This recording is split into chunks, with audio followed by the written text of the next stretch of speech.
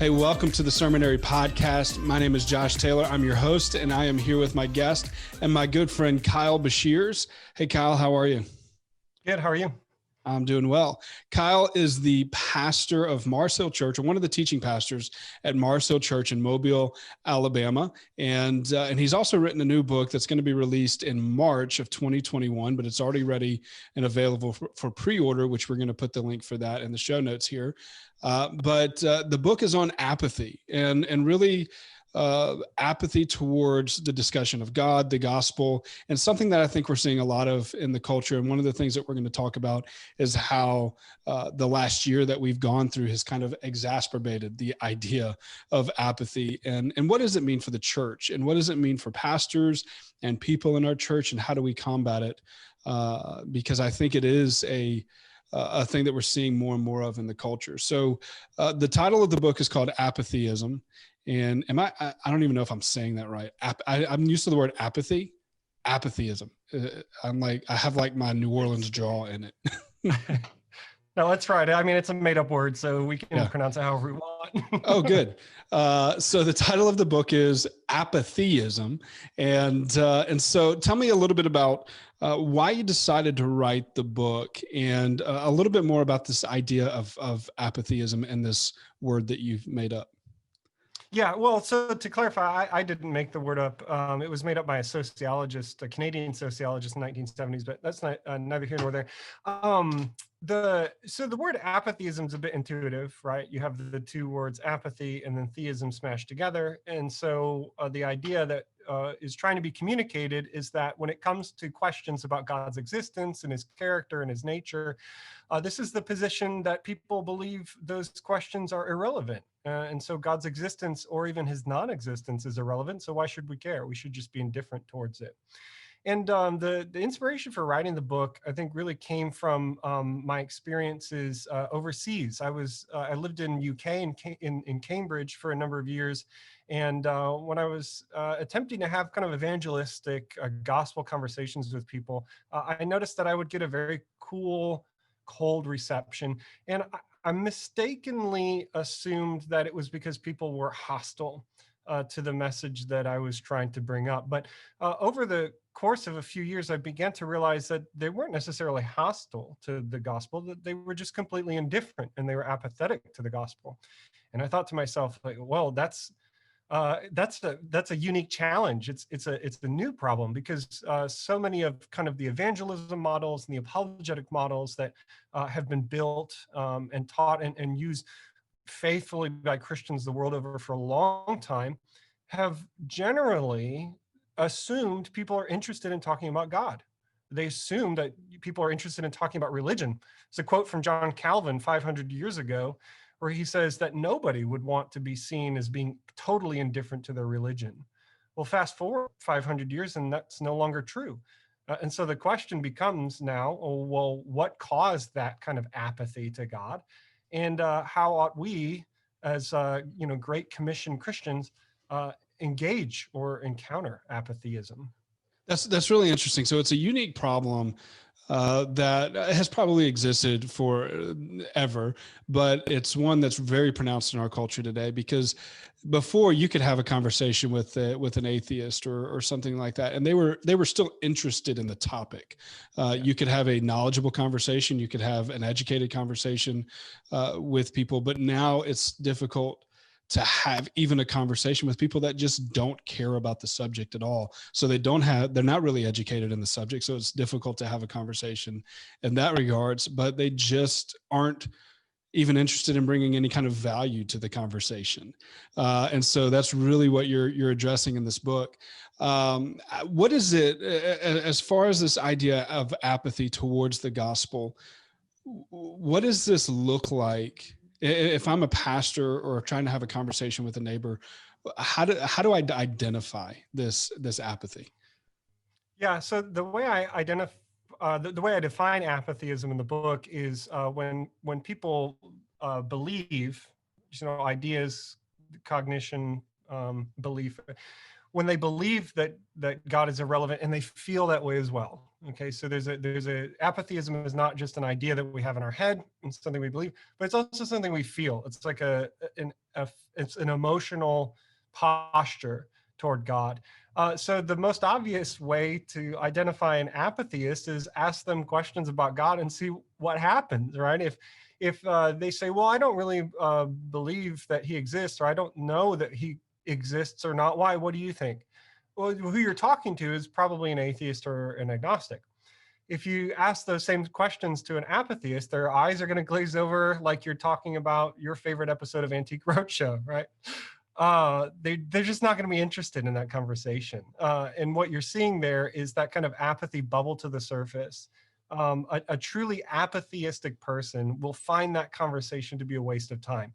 They'll be polite about it, but it's just not really their thing. That's They're just great. ready It's to your move on. thing. Yeah, let's talk about something else. Like I Yeah. really just don't find this very interesting. Do you see apathy and this apatheism? Do you see it? Obviously, we can see it penetrating the culture and the secular culture. Do you see it in the church? And if it's infiltrating the church, what does it look like in the church? Yeah, for sure. So the frustrating thing about like apatheism, people ask me often, like, do you think it's a growing problem in culture? My answer is yes, but I can't prove it. And the reason is when you get polling data, like Pew Research, Gallup, all those types of organizations, and they're asking questions about belief in God. They only ask about beliefs in God, not how we feel about those beliefs, right? So this is why I don't think we're ever going to see apatheists in polling data unless the polls change in the future. So there can be apatheists within secularism for sure, but there can also be apatheists in the pew. And I think that you can kind of, there's a close cousin that we're probably all familiar with as pastors to apatheism, which is what's called a practical atheist. Mm-hmm. So a practical atheist is somebody who believes in God, but doesn't really concern themselves with what that existence means. There's really no connection there. Mm-hmm. Yeah, exactly. So the psalmist, lamented the fool says in his heart, there is no God. And what that means is, yeah, I believe there's a God. I assent to it. I'll even talk about it, but I just don't really care about what that means for my life.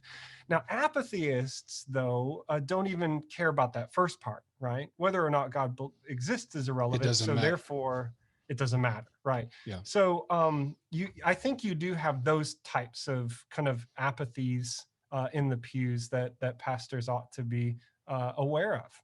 Yeah. So the trick is then, whether we're a pastor or we're just a believer in the congregation as a part of the church and want to have these conversations with people, it's difficult to have a conversation with somebody that doesn't want to have a conversation about that subject. But in your book, I imagine you write about this, of the practical side of having those conversations. What does that look like as a believer, as a pastor? Let's talk about believers first, because I think pastors have a unique situation that I want to talk about in just a second as far as preaching. And I want to have you back for another conversation specifically about that. But believers, how can we encourage believers in our church to have conversations? Because I would imagine this manifests itself a lot in teenagers at home. That have, it's natural for teenagers to be apathetic about anything, and so how do they have these conversations with people that don't want to have conversations about the subject? Yeah, it's a challenge. I think maybe the knee-jerk reaction that we might have is, well, that's a job for apologetics, right? So what I need to do is I need to kind of bone up on my strong arguments for God's existence. And if I could, demonstrate that he exists, then, well, of course they'll care at that point. And I think that's a mistaken assumption, because, kind of strong intellectual arguments for the existence of God will fall on deaf ears to people that don't care about arguments for the existence of God, right? Because it doesn't matter if he exists or not to them. Yeah, exactly. So You can prove it, but how does it change their life? Exactly. You could shift them from being an atheist to a theist, but they still don't care, right? Right. So but that's not to say apologetics like throw the baby out with the bathwater, to junk it, all that stuff. I certainly push really hard against that in the book. It's just that we need to take kind of a prefatory maneuver in these kinds of conversations, if you will, and that is we need to spark their interest. And so the one of the ways that I prescribe in the book, and really it's like half the time I spend talking about, well, what do we do as a church, is I see kind of one of the antitheses of apathy as being joy. And one of the things that Christians can do is to broadcast the gospel in their word and deed by highlighting it through joy. How often do we talk about the gospel or present the gospel as if it's a set of, rational propositional facts? Who's the Brendan Manning was the guy who said Christians sometimes act in gospel conversations. They act like unconvincing travel agents trying to sell people a place to go that they've never been themselves. Yeah. And so I think that's such a great quote. Right. It's great. Right. I think he's right. I think he's on to something there. So how do you even start these conversations to begin with? The mistake I think would be to start the conversation with God and then end with them. That's kind of like the classical model, right? Here's God, here's what his existence means. And so now what do you do? We pull out the Romans road and there it is. Yes, sure. That's not to say Romans road is ineffective or anything, but on apathy is probably when not you're apathy, be, it's a whole different monster. Yeah. So instead of going from God to us, I think we need to go from us to God. And so the conversations can't start with something that people are uninterested in, God. They have to start with something they are interested in themselves. Like I don't know very many people that are uninterested in themselves, right? Yeah. And so one of the things I like to do in these types of conversations is I ask about their joy bringers. What brings you joy? And inevitably, it falls into one of three categories. It's either other people, activities, or things.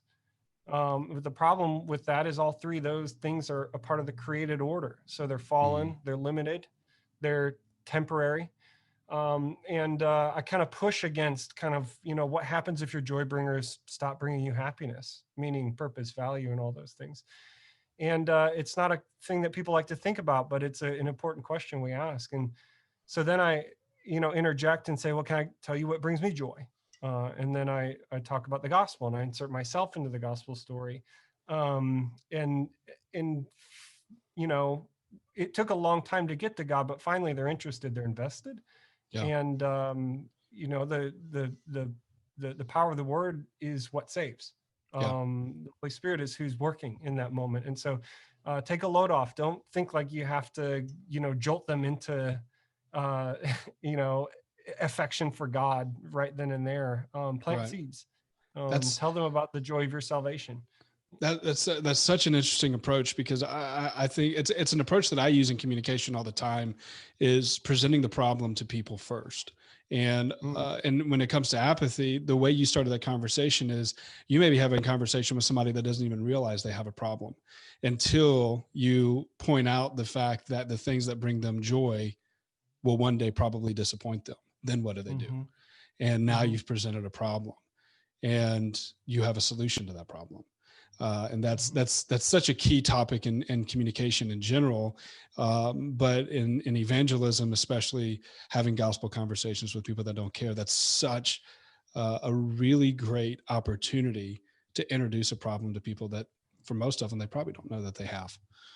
Yeah. The key ingredient there is I think what makes that kind of work is doubt, not the kind of doubt that we commonly think of like mistrusting God, but the kind of doubt that makes you question, like, well, why do I believe that, right? So why do I think this kind of joy will be sustained throughout all of my life? And there was a old Enlightenment philosopher named Soren Kierkegaard, and he thought doubt was actually a more powerful form of thinking than just objective thinking alone, because doubt carries with it interest.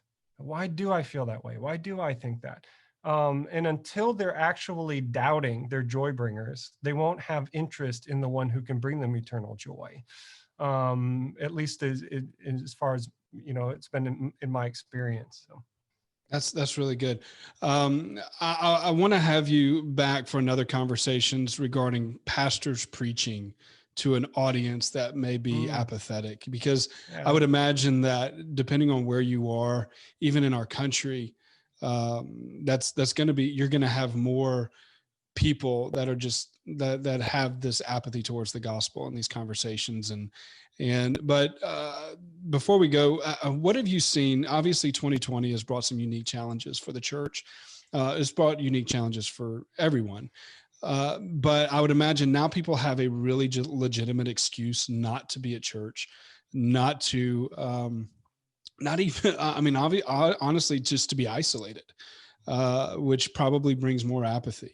I would imagine a lot of people are, craving conversations and craving community, but we are even being told that we're doing the world a favor by not attending church and these gatherings and these kind of things. So I would imagine apathy has just been exacerbated over this last year.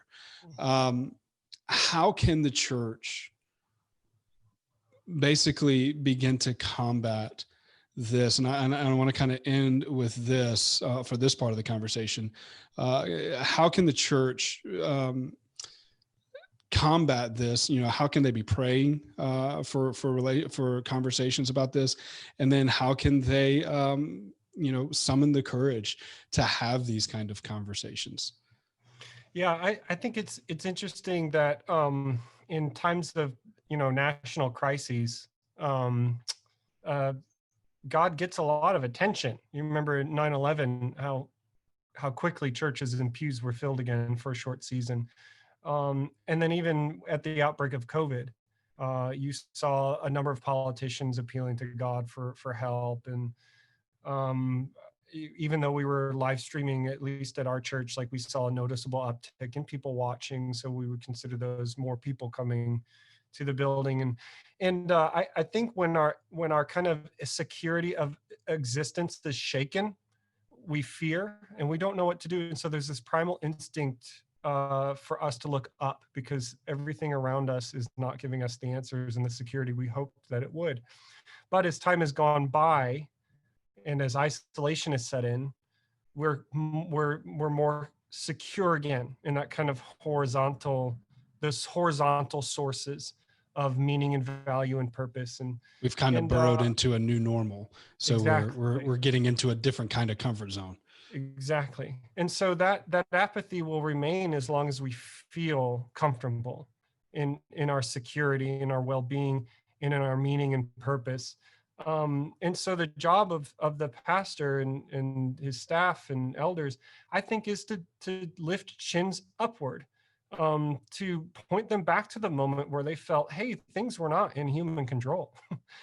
And to ask them, why was it that you looked up and instead of over? Why, when COVID brought our healthcare system essentially to a grinding, or the economy to a grinding halt, and the healthcare system to its knees, and there was a couple of weeks where we were uncertain about what the next week would bring. That's a scary place to be, but God can do a lot of work in that moment.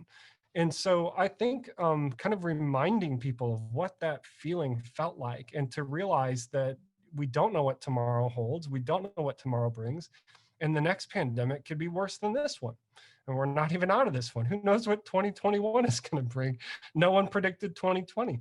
So that kind of that disorientation of the illusion of safety and security and meaning in this life is something I think we ought to press, because the author of life himself is the only one that gives us the kind of the true security of existence, not necessarily safety, but to know the one who holds our hands holds the world together as well.